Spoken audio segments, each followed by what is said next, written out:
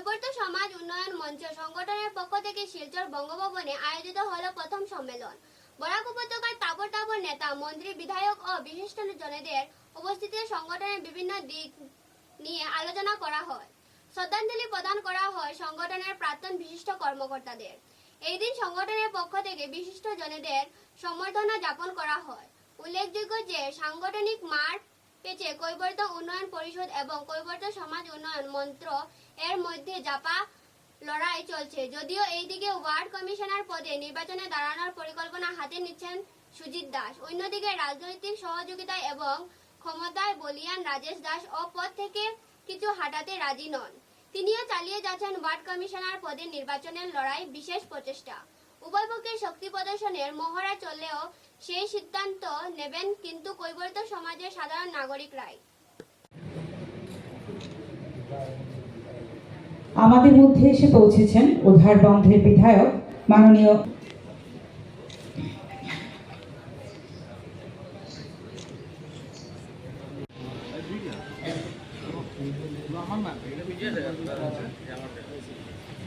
আপনারা সামনে থাকলে আমরা তো দেখতে পাই।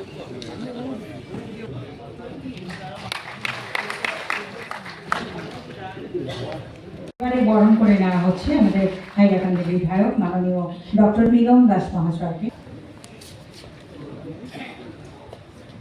এই বরণ করে নেওয়া আতিথেয়তা নয়, আমরা এবারে বরণ করে নেওয়া হচ্ছে অমিয়কান্তি দাস মহাশয়কে।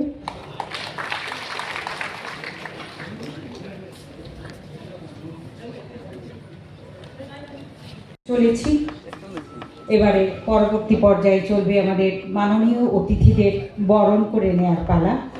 আমি প্রথমে বরণ করে নেব আমাদের মাননীয় মন্ত্রী শ্রীযুক্ত কৌশিক রায় মহাশয়কে।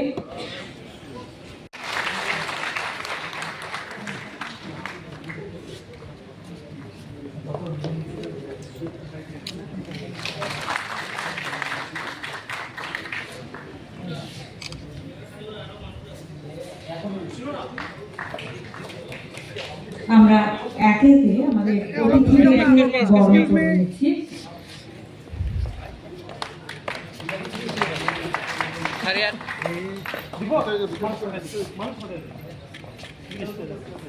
সমাজ কল্যাণ মঞ্চের আহ্বানে সাড়া দিয়ে জাতি সমাজকে দেশের যে অধিকার, সেই অধিকার থেকে স্বাধীনতার পূর্বে থেকে একটা সময় অব্যাহত রয়েছে এবং অনেক সময় বলা হয়, আমরা গীতার যখন শ্লোক শুনি বলা হয় চতুর্বর্ণম মায়া সৃষ্টি গুণ কর্ম বিভাজন।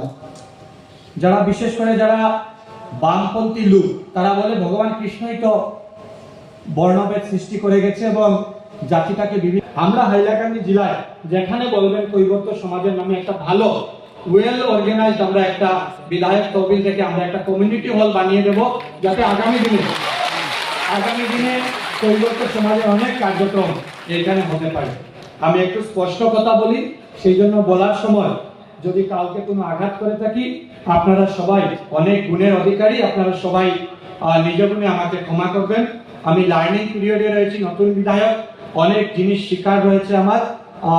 হাইলাকান্দি জেলাতে এগিয়ে নিয়ে যাওয়ার জন্য কাজ করি। সেই ক্ষেত্রেও আপনাদের যদি কোনো সাজেশন আমাদের জেলার প্রতি থাকে নিশ্চিত রূপে আমাকে জানাবেন। আমি আপনাদের সাজেশনগুলোকে কাজে রাখবো এবং আপনাদের ছোট ভাইকে আপনারা আশীর্বাদ করবেন, এতটুকু বলে আমি আমার ছোট্ট বক্তব্য। আমার মনে আছে যে গত সেপ্টেম্বর অক্টোবর মাসে রাজেশ দাস, যিনি আমাদের দলের কার্যকর্তা, প্রাক্তন ওয়ার্ড কমিশনার, উনি এক টিম নিয়ে আমার কাছে এসেছিলেন আমার লক্ষ্মীপুর বাড়িতে। আজকে যারা মঞ্চে আছেন এর মধ্যে থেকে অনেক ব্যক্তিরা সেদিনও ছিলেন। ডক্টর পল্লব দাসও ছিলেন, উনি আজকে আমাদের মধ্যে নেই। আমরা একজন কৃতি ব্যক্তিকে, কৃতি সন্তানকে শুধু এই সমাজের নয় বরাক ভ্যালির আমরা হারিয়েছি, উনিও ছিলেন।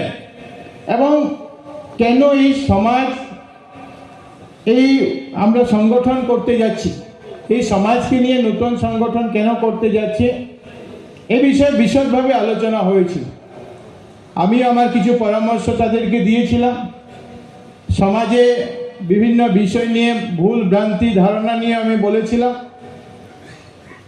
আর তারাও সেইভাবে চিন্তাধারা করে নিজেদের তাদেরকে শুভেচ্ছা জানানোর জন্য, এবং আগামী দিনে আমরা সবাই মিলে শুধু কৈবর্ত সম্প্রদায়ের লোকরা নয়, আমরা সমস্ত সম্প্রদায়ের লোকরা একসঙ্গে মিলে আমাদের জাতি, ভাষা এবং এলাকার উন্নয়নের জন্য যাতে কাজ করি, এই অনুরোধ আপনাদের কাছে রাখছি। আজকে অনেকগুলি আমার কার্যসূচি আছে, বেশি সময় আপনাদেরকে দিতে পারছি না, কিন্তু আমি আপনাদেরকে বলতে চাই যে রাজেশ দাসের কথা বলুন, আমাদের কালীপদ দাসের কথা বলুন, সুবীর দাসের কথা বলুন, অনেক যুবকরা এই কাজে নিজেকে এগিয়ে এনেছেন এবং এটাকে